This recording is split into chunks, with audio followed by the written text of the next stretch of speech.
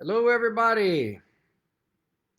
Not an active Facebook book liver, but I'm going to figure out how to see these comments and respond to them as we go here. I'm gonna wait a few minutes for people to get on, but we're gonna talk. So, if you give me 1 second, let me pull up comments. Yeah, I can see it at the same time as Cool, man. I sound like an old person with technology. I'm not really sure. If, if you think that the traditional model of education is working great, then this is not going to be a video for you. But if you think like I do, that your kids just deserve better, and then there's a better way, then you're going to want to be a part of this discussion. And when you're done, hopefully you'll have a completely new perspective on what children are capable of. If we just have the courage as parents and educators to step back, let them fail, and give them more responsibility with their own learning. So without further ado, I also chose to do this live at a time that was convenient for me, not a time that was convenient for really anyone else. Um, so I hope you can hear me. So let's kind of go over what's going to happen today. I know a lot of people aren't live on this video. They're going to be watching it replaying. Hopefully you catch in the middle and you can jump in the discussion. But here's what's going to happen. So first, I'm going to kind of share with you a revolutionary new model and way of thinking about education. That's it's been around for a long time, but it's really spreading right now with the situation in the world. So whether your kids are in public, private, homeschool, you don't even have kids yet. I mean, and you're just looking and thinking about this into the future. I promise you're going to get some value from this conversation. So let's get going. Kids, I mean, they're natural learners. I'm sure you've already noticed that, right? You put them in the right environment and they follow their curiosity and just discovery after discovery. They learn new skills by doing new things, right? They use their freedom to explore and create and grow, and in ways that are just unique for them. But if you put them in the wrong environment, they're stuck at a desk and they're listening to a lecture, their curiosity just fades. Their natural love for learning and just slips away into the busy work and assignments and multiple choice tests and meaningless grades. And I mean, look, we have one childhood to explore. I mean, is that really the best we can offer them? I don't buy it. I think there's a better way. And look, with all its major flaws, I am a product of the public school system. I survived that experience. I just realized it was not an option for my kids. If any of this resonates with you, give me a thumbs up in the comments. Let me know anybody can hear me. I see we got a few people on. By the way, you can let me know how you know me, how we met in there. So I want to show you this book right here. 10 years ago, I read this book, Unschooling Rules. And I didn't even have kids at the time, and it really just planted the seed for what was going to happen, a decade later here. I started thinking about what I wanted for my kids. And, I made a post about this, but like values, character, good values, important part of education. Relevant, real world skills and life skills. Relevant, meaning like gonna help them in their actual life. Stewardship, being able to take care of things, systems, maintaining things, people, innovative problem solving. We have no idea what the future is going to be. I mean, think like my kid's 7 when he's 20. What is the world going to be like? The jobs that we have now, the skills you need now, that is like obsolete, right? Hey, Miss Carrie. Yes, neighbor best. You are my best. You were the best neighbor I ever had. I don't want to make any of my other neighbors jealous, but first day I met you, you brought us pizza. You're awesome. Thank you, man, for tuning in. Innovative problem solving, being able to think on their feet and solve these challenges we can't even predict are coming right now, right? Critical thinking, how to think, not what to think. Discovering their strengths, figuring out what they want to do, what's their calling, what's their purpose here, right? And just maintaining what I believe is already natural, this lifelong, curiosity. They have curiosity, maintaining it, and so they become lifelong learners. That's the key. To do this, honestly, me and my wife we thought we would just be homeschooling. And that's what we're going to do. That's the best way to do it. But I didn't think that was going to be, it's a full-time job. It's difficult. You got to take on multiple roles, parent, teacher, educator, all this stuff. we didn't think so. So we started searching more and more and more, looking at what other people were doing. I mentioned this in my post. You know, where do Bill Gates and Jeff Bezos and people like that send their kids? What kind of education models are they looking at? Where are they? How are they teaching their kids? How are they schooling their children? And I found Acton Academy. It started out of Austin, Texas. They were just literally light years ahead of what I was putting together, and I had been putting together stuff for years, if you know me. And it was like literally exactly what I was doing, but better, way better than I could do. Incredible results out of it, and you know, I just put it off. I was busy, and then COVID happened, and we decided, you know, it was time to open the school for my kids, and here we are, year 3. So that's my story. Let's kind of get into it. I want to first open up with this guy named Sugata Mitra and the hole in the wall experiment. If you haven't heard about this yet, Google it, write it down, look it up later. It was a prize-winning TED Talk, I believe, in the early 90s or something, but maybe no, 2000s. I'm sorry. But in 1999 is when he did this experiment. He took a computer and set it up with internet access in the heart of the slums of India. And there were no adults, no instructions. These kids had never even seen a computer. They didn't even know what it was. He put some cameras up and he documented what happened. And within a few hours, they had hacked into the Disney website, even after it being blocked from it. They were arguing about how to use it. And after a few weeks, this 12-year-old girl took charge and she became the leader, and she organized the whole group and created this hierarchy of when they could use it, a turn-taking schedule thing. In about 3 months, they were learning about DNA replication. They were learning English, the English language, all this with no adults in charge. This has been repeated all around the world. He's done this experiment multiple times with different things. And the takeaway from that is that this guy, Sugata Mitra, he trusted in children's curiosity. He knew young people could lead and manage each other.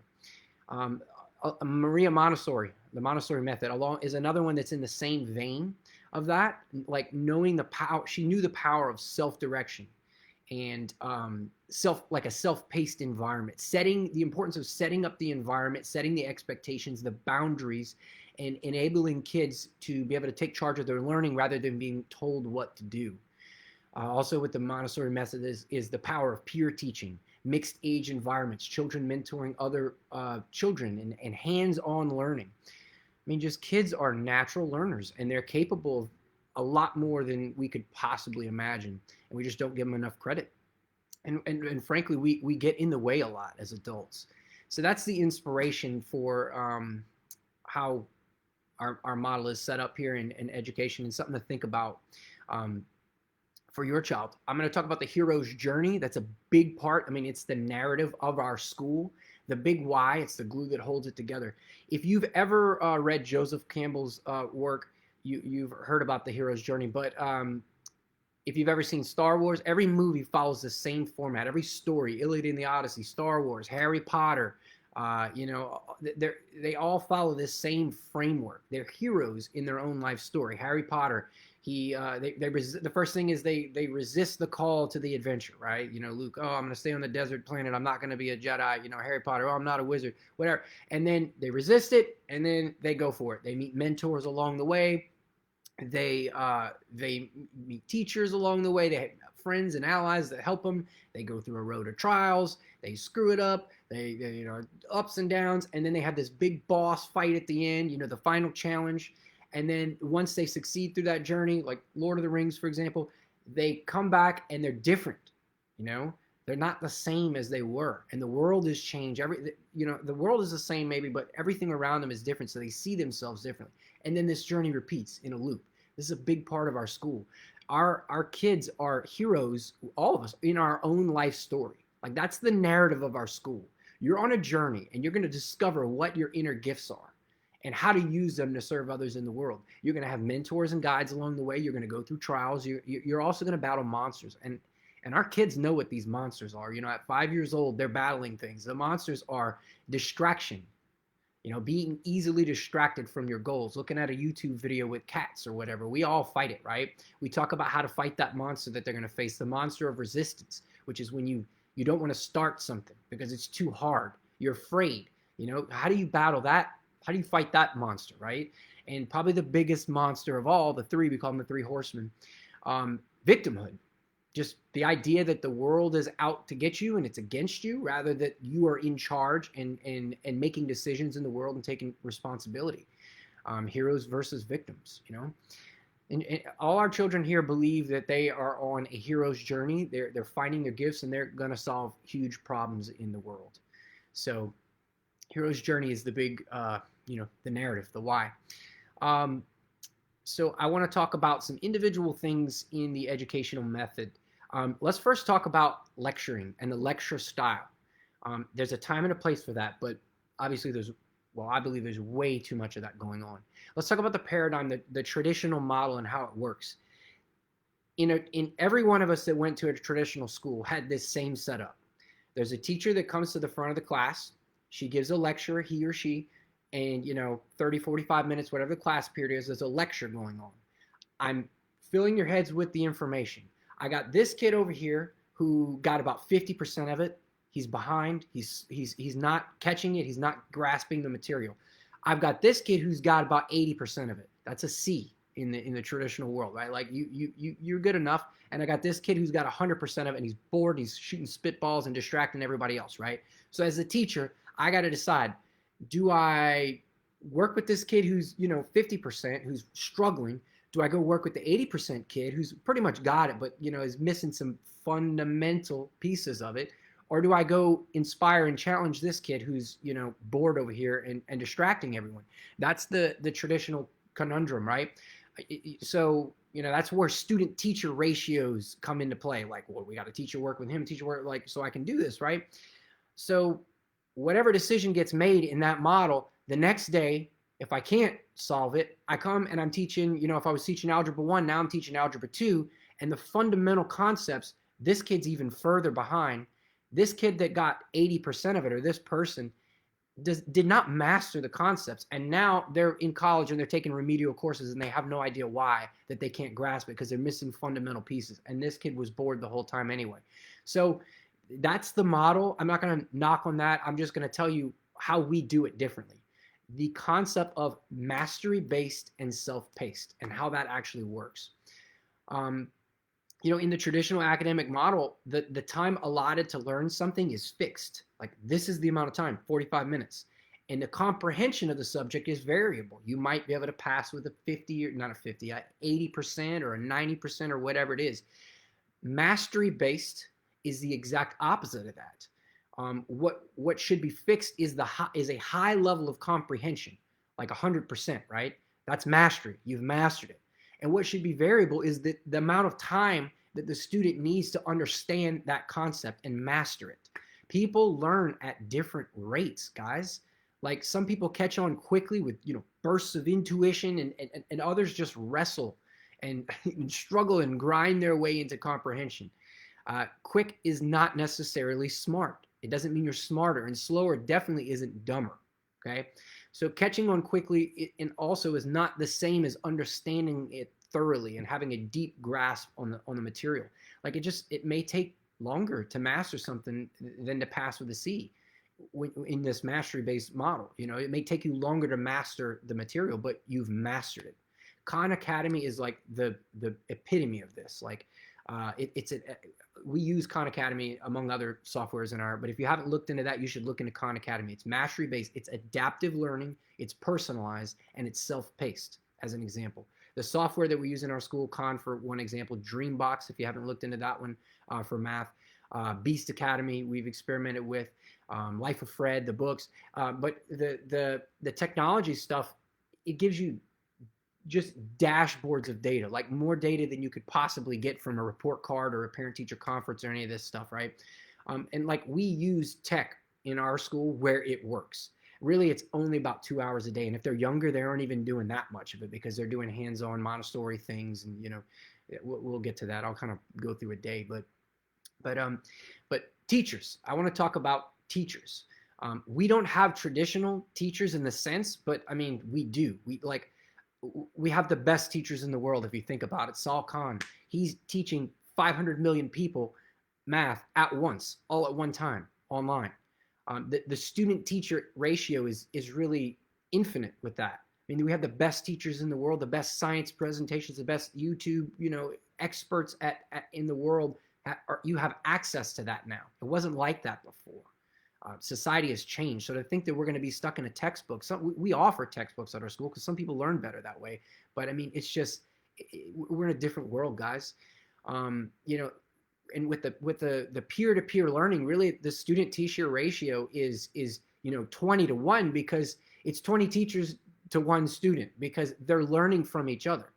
You don't need to have money or the best teachers in the school to learn anything you want to know in this world. You really don't. I had never bush hogged a field in my life before, and I got on YouTube and there's this guy, Tractor Mike, and he is just like, hands down, I'm using to fix things on my tractor. Like, he showed me everything, how to hook it up. I mean, that's the power of online learning. I didn't need that guy as a mentor.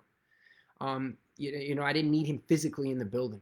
You have access to the world's best teachers in any subject at your fingertips. We don't need these all-knowing unicorn teachers that have to be the masters of everything. And for us as guides in our school, that frees up the guides to do all the other important stuff: inspiring, motivating, focusing on the soft skills, emotional intelligence, EQ, things like that.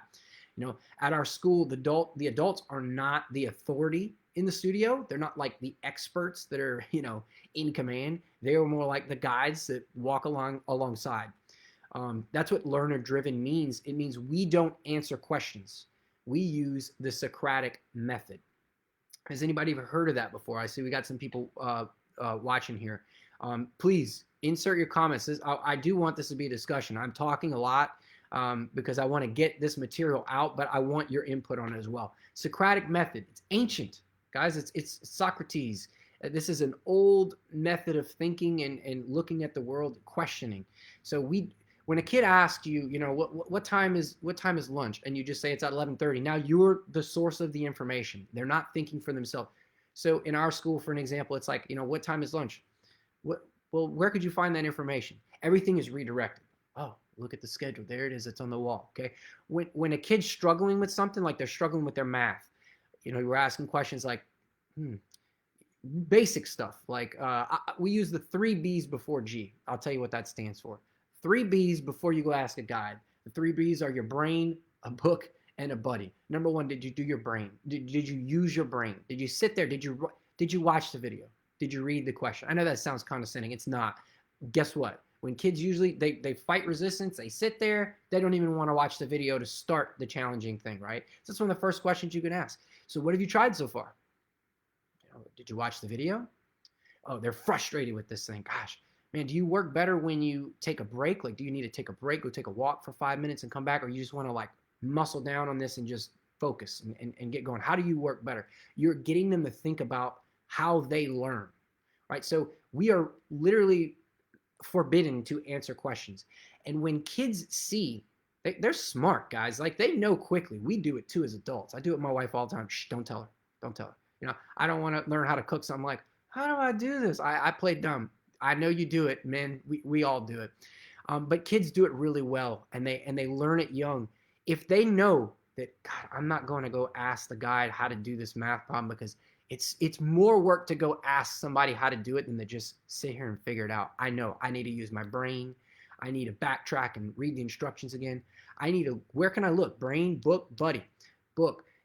Is there somewhere I can look this up? Can I get on YouTube and find somebody who's great at this? Can I Google this information? Everything is at your fingertips on Google, guys. Teaching them how to research that, letting them learn how to do that, showing world-class examples of where to find this information. Buddy, they have access to their peers at all times. They can jump on, talk to their peers, collaborate. We have collaboration cards that, it's like a meeting agenda. They say, I need to work on this at this time. Who's available? They put it up. They get together. They work together. They work out the problem. There's somebody in this room who's fought the same battle that you fought. They've struggled with the same thing. So that's the Socratic method. And learning by natural consequences is a big part of what we do as well. We have what we call freedom levels. Freedom, of course, at our school comes with responsibility. You earn freedom based on many different systems. Every system we have in the Acton network is tied to a real world example. Like, freedom is tied to like the free market. Points in our school.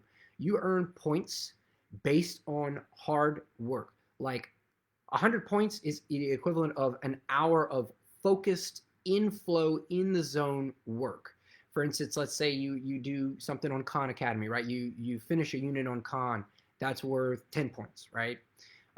So they're earning these points, and it's very visible. It's on a board in the wall in the school. Everybody can see it. We have software. We can all see how many points we earn. We celebrate at the end of the day. We have accountability partners that check the points and do that.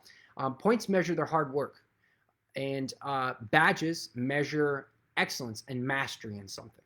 That's like if you've mastered the 5th grade level of Khan math, you earn a badge for that. It's self-tested, like it's peer reviewed. We go over it. You have to prove it. We also have 360 reviews, peer reviews, which is moderated by adults, of course, but they get feedback from each other. Everyone gives feedback, the blind spots, the things you can't see, your weakest areas and your strengths that you may not be aware of and see. So you get that feedback.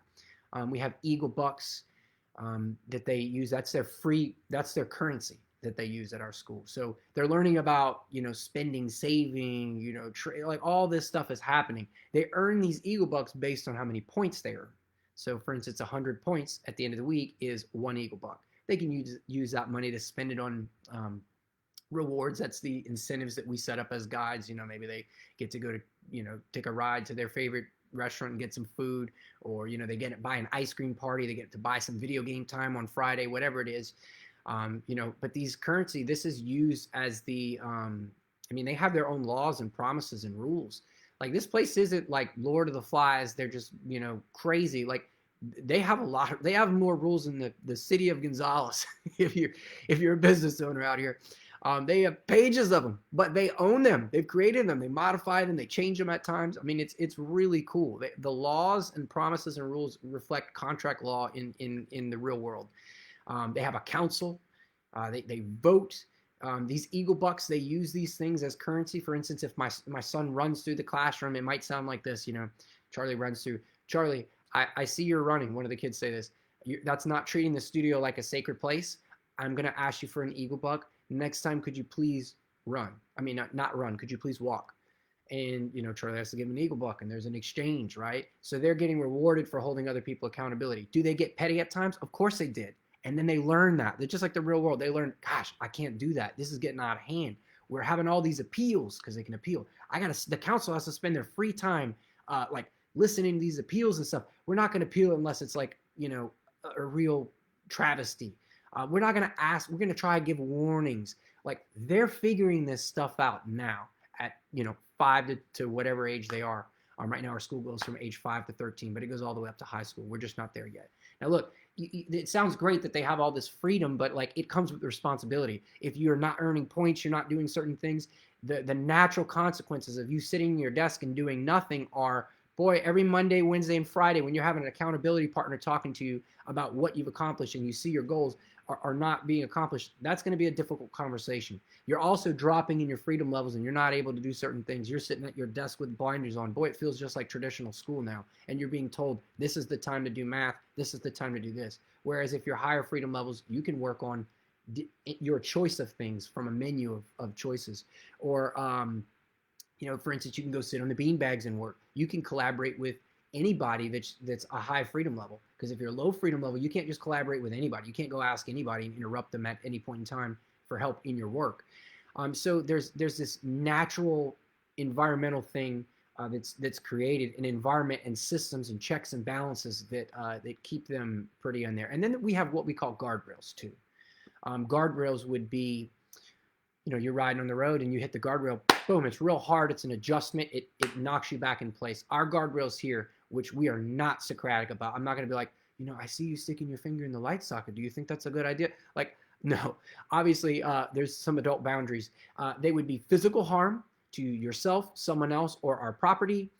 We are not Socratic about that. We're right in a way. Any kind of serious emotional harm, bullying, something, of that nature, talking about something that's inappropriate for their age, we come in there and that gets nipped in the bud very quickly, not Socratic. Also, dishonesty or like skirting of the systems, we have a way of dealing with that too. But pretty much everything else, they have a ton of freedom within those boundaries to run their school as they see fit.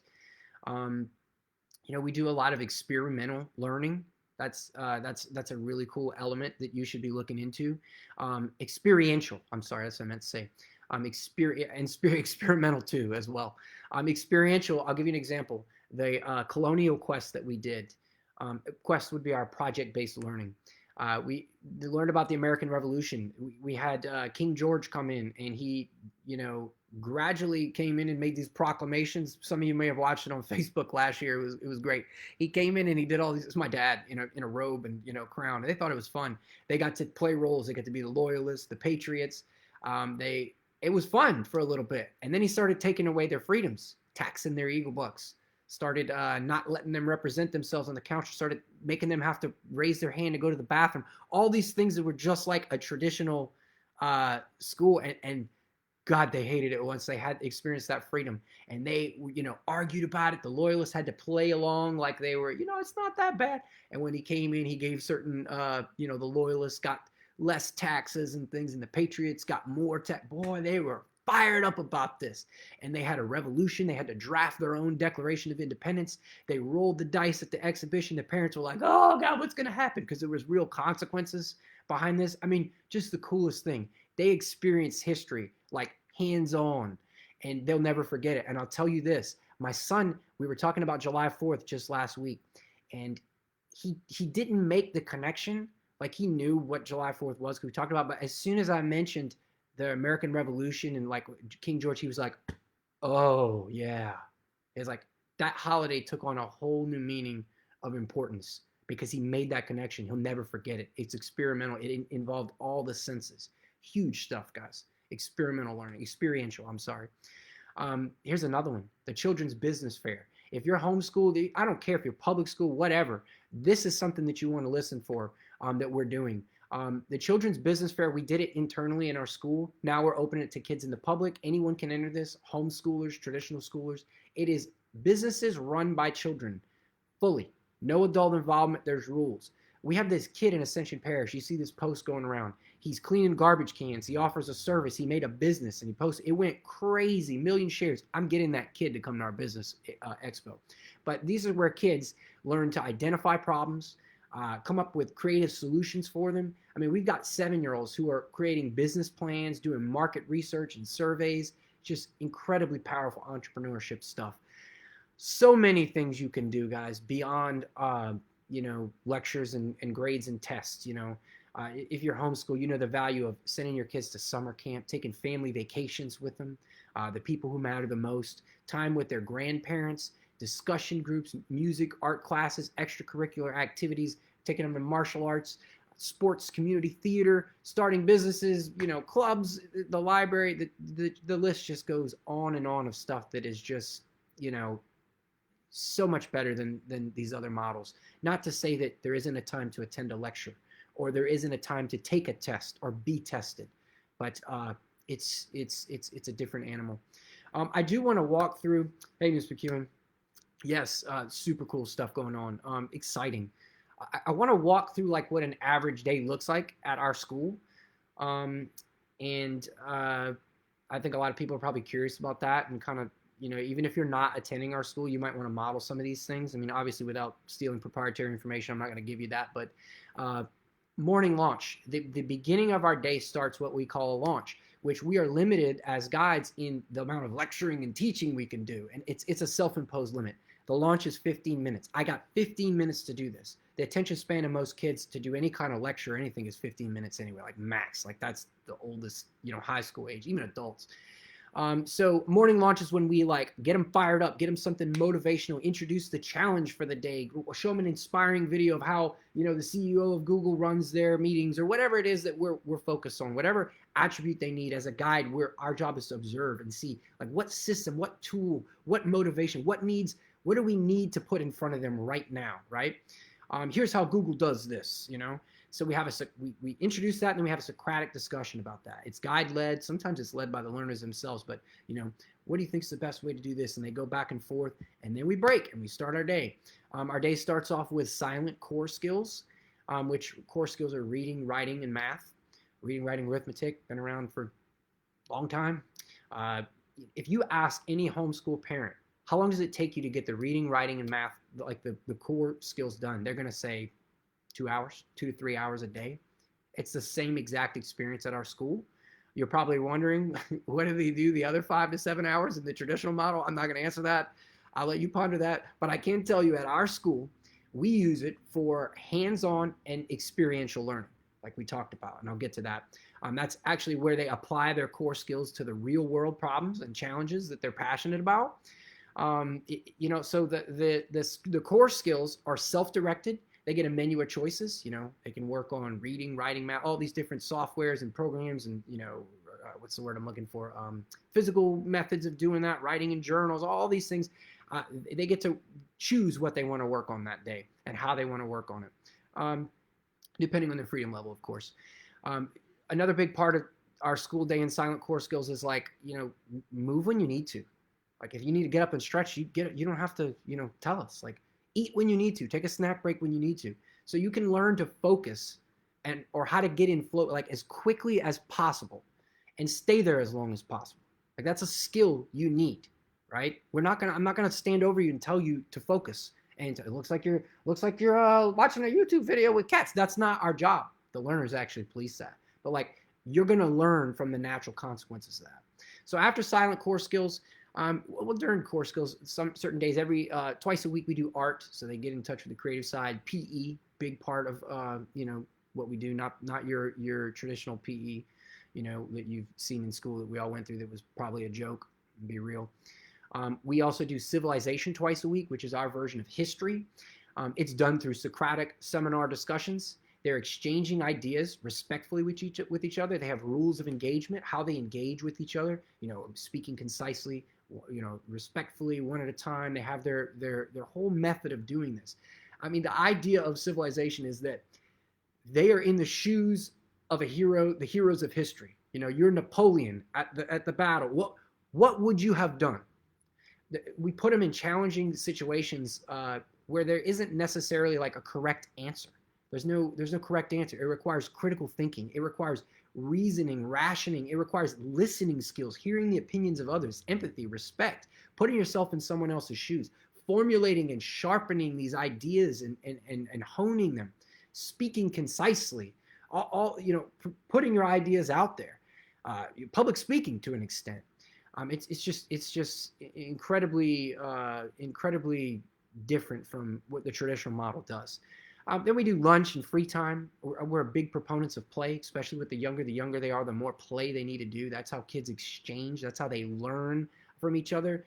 Building a rocket ship requires teamwork. It requires, imagination. It requires, coordination, physical skill, the whole gamut. That's how they learn, guys. It's super important. I could do an hour-long talk on that. After we do lunch and free time, we do what we call DEAR, which is drop everything and read. 30 minutes straight. They just sit, calm. Sometimes we'll do yoga, meditation before to transition if they've been real wild. But DEAR, reading anything they want. I mean, reading for joy, learning to enjoy reading. It's something that whether they start with comic books or whatever, whatever you read, they start with comic books, they move to Harry Potter, then they're reading War and Peace, Atlas Shrugged. It's a gradual into deep, meaningful, world-changing books, but it starts with whatever they want and the joy. You can't force somebody to do. I mean, you can force somebody to do something, but it should be natural, if that makes sense. The second half of the day, taking notes, awesome. I love it, Miss Dickerson. She's an awesome parent, by the way. Second half of the day, quest. It's what we call our project-based learning. They're heroes. They're on a quest. It's game-oriented. It's kids, because kids learn by having fun. If it's not a game, it's not going to be fun, right? It's a multi-week project. It goes on for a while, and it has a real-world problem at the end to solve that they're working on. So they go out in the world at the end, and they exhibit and show their result and their skills, what they've learned. Give you some examples of quests we've done. We've done a bunch by now, by year 3. The electricity quest. The narrative is they are Thomas Edison, and they're wearing lab coats. They're in the lab. We go in a time machine. They travel back in time, and they're trying to get this patent. So they have to do these different electric things and hook it up at the exhibition. They have competitions where they have to see which team can wire up the things first. They're putting it on for the parents. They're showing their skills, how to do different things. The community garden quest was another one. you better believe to grow a garden, you need to apply math, a lot of these core skills that they're learning. All these, it's the real world application. The coding and robotics quest we did was pretty cool. Bringing in an engineer to, as a guest hero to show them that path. Forensic science, we brought in the FBI, the crime scene unit. They came in. The kids learned all about fingerprints, footprints, how this works. They set up a mock crime scene for the parents, and the parents had to solve it. That was their exhibition, and they had different booths that they did a question and answer from the parents. Q&A panel, we do that a lot. Build a business quest. They actually make a business. The format of the quest would be kind of like this. I'll give you the survival quest as an instance. We sit down the first day. The launch is like, okay, so this session, we're doing the survival quest. The challenge is, at the end of this 6 weeks, we are going on a camping trip. You're going to have to do the following things for your parents. You're going to have to be able to pitch your own tent. You're going to have to be able to create your own fire. You're going to have to cook your own food. You're going to forage your own food. You're going to purify your own water. All these things, and we have 6 weeks to do it. So they're fired up about that exciting thing. We start the first day with first aid. All right, here's your challenge for the day. We watch a video. They learn about first aid. And then it's like, okay, get to work. Your friend just broke their leg. You've got to be able to create a splint. They're going, they're finding out, they're figuring out. Then they get together. At the end, we do a reflection, because reflection is incredibly important. They reflect on, what did you learn? The first group comes and presents about how Band-Aids work, how bleeding, how to stop that. Another one talks about head trauma, and they share what they've learned with each other. And then that builds that arc, that learning arc builds as they go through the 6 weeks. And at the end, they actually have to demonstrate what they've done. You can either make the fire or you can't. And boy, they struggled with it, but they got it. It's pretty cool. So that's the format. And this exhibition is like parents and public are invited to see what happened. Whether it's like a play or a debate or an art exhibit, a Shark Tank where they're doing business pitches, question and answer panel. The idea is that you get good at something when on your work, when people are going to come watch and they're going to be judging it, right? So sometimes you bring in experts to watch, like if a professional author is in the audience, boy, your science fiction writing is going to be really honed to be read out loud because the stakes. They learn to collaborate. I mean, have you ever worked with difficult people? They're out there. The world's full of them. The real world's full of them. They learn to collaborate with each other, work in teams. This is the stuff of the future, guys. The leadership of that fluctuates because by age, because you may get sometimes a younger child who is just way more advanced in this subject or way more passionate than the older kids, and they may actually take charge of the older kids. And then other times the older kids are in a mentor position and they're helping guide the younger kids into how something works. So that's the hands-on application of what we call quest. They're on a journey, right? They're a hero. They're doing their quest. And then love the deer idea. I'm checking these comments real quick. I want to make sure I'm seeing that. Do we ever see opening the school to older children? Yes, let me answer that in a second. Love the deer idea. We're about to head to the library now. Yes. Hey, Simone. They are on a world, maybe not world, but a country road trip right now. Super awesome. A favorite hobby for the kids since they've been traveling? Yes. Love it all, the info. Thank you. Yes, love you guys too. Yes, Miss Carrie, we are going to be doing middle school and high school. I'm going to get to that in a second. I do want to kind of finish out our day here. So we end the day with reflection on the quest, and then we do studio maintenance. Studio maintenance is incredibly important. When I went to Japan, the kids there, there's no janitors in the schools. The kids clean it. They take responsibility for the environment. So their studio is a sacred space. They take care of it. It's an important lesson. Responsibility, ownership, stewardship. Of course, it's competitive, and we set up teams, and it's fun, and we do some cool stuff with that. But yeah, studio maintenance, big part of the day. Cleaning their space. We end with our closing circle, which is going to be another kind of Socratic discussion about, honestly, guys, this is where the real learning happens. If you're taking notes, reflection. That's when you want to exponentially increase your learning. Reflect. You write in a journal. You look back at the month or the week, and you think and you reflect. What went really well. What didn't go well. What could I improve on? What am I grateful for? This reflection is key, guys. It is not the cherry on top. It is the thing. It's putting the cake in the oven. You know what I mean? It's the thing that makes a huge difference. So that's a big part. But you asked about middle school and high school and older kids. The thing is, when we opened our school, we want to only work with, we only did up to between age 5 and 10. And then each year that goes by, we add another age because now our 10-year-olds are 11. And then the next year we're 12 and then 13. So this year we're up to 13 because we're having 13-year-olds in our school. So we grow like that because the dynamic of this is that they have a lot of control in there and a lot of basically, if you add too many people and the wrong type of kids, it throws off the balance of everything. So there's got to be a balance, and so we don't want to throw in a bunch of kids that have been in traditional school and they're just not at the same level. I mean, these kids work hard, like they care about what they do. And when you bring somebody else in who's like, raising their hand to go to the bathroom and just sitting at their desk paralyzed because they don't know what to do because they haven't been given much instruction and they've got to figure it out. If they haven't got to exercise their mind that way, it's very difficult. And the further that goes on, the longer that goes on, the longer it takes someone to adjust to that. It's not impossible. It's just when they're older, our criteria, what we're looking for freaking rock stars at 13 at this point, because we're not going to take somebody who's already had, it's going to take 6 months to catch up to where these kids are and slow the group down. They don't want that to happen. So I hope that makes sense. But middle school and high school is really about the idea of apprenticeships. As they get older, they start doing really big things. They've been exposed to everything in elementary school, right? Like they start to narrow down and find what their interests are. In middle school, they start to want to do big things in the world and find things they're passionate about. They start apprenticeships, which is where they start finding mentors in the local community in the field of interest that they're looking for. And they have to reach out to these mentors. This isn't like something I set up. Like, you have to reach out. This is the format for how you get, Jeff Bezos on the phone. Like, here's the structure for that. Here's the recipe. Go at it. They've got to get their mentor. So they go off, they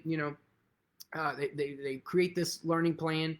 Every year they have an apprentice all throughout. By the time they've gone through these real world experiences and they're reading and writing, all this is like honed. It is at a really high level. They've accumulated all these things. College, people ask about that. I mean, it's the question isn't, will the college accept an Acton a graduate? Yes, they do all the time. The question is, do you really need college? Do you need to go? The college needs them more than they need the kids. Think about that. Okay.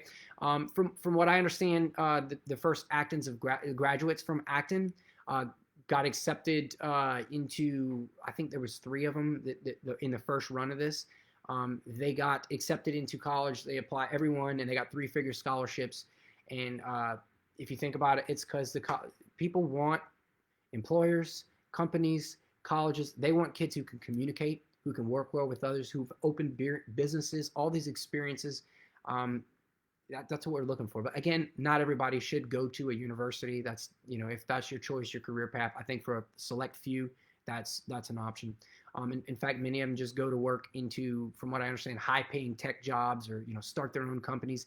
And these are kids who know their interests by now. They know what they want. They've honed their path with multiple mentors throughout the year. I mean, that's what we do. I hope this resonated with you. And look, guys, if you know somebody who is interested, or you're interested in coming with us on this journey, PM me. We're looking for 6 families this year, 6 more families. We'll be happy to audition your family. I'm going to leave the website in the comments. Look, do your research, guys. Google Acton Academy. Google it, YouTube it, our website, our blog, our frequently asked questions. If you apply to a school that requires kids to think on their own and do research and be independent, you better believe we're looking for parents who do the same. So, because the apple doesn't fall far from the tree, right? Look, we can't serve helicopter parents. We just can't. We don't want to serve parents who rescue their kids from struggles. You have to be willing to let your child suffer and struggle and fail, because part of being on a hero's journey is getting up when you fall down, is dusting yourself off and trying again. Heroes don't always win, but they get back up, right? We can't help a family if the parent won't allow their child to be knocked down and struggle. I mean, and like we aren't necessarily like a school for the gifted, or the high IQ. Like we're looking for kids that are curious. They can work well with others and get along most of the time, especially if they're younger. Kids aren't perfect. Every child is a genius, is one of our beliefs. And I know that can trigger some people, but I mean, in their own way, right? Like we have no idea if we're sitting next to the next Mother Teresa, Einstein, Abraham Lincoln. You just don't know. So treat them as if they are. I mean, children can do amazing things, guys. So much more than we give them credit for. Um, yeah, I'm grateful to share with you about our experience, and thank you so much for listening, and share this video, because I mean, it just might change the life of a child or a family out there. We got 7 people on right now. I'll open this up for some questions. I got lunch with a really attractive lady coming on here, so I don't want to be too long. But yeah, I'm happy to answer your questions. Type them in there.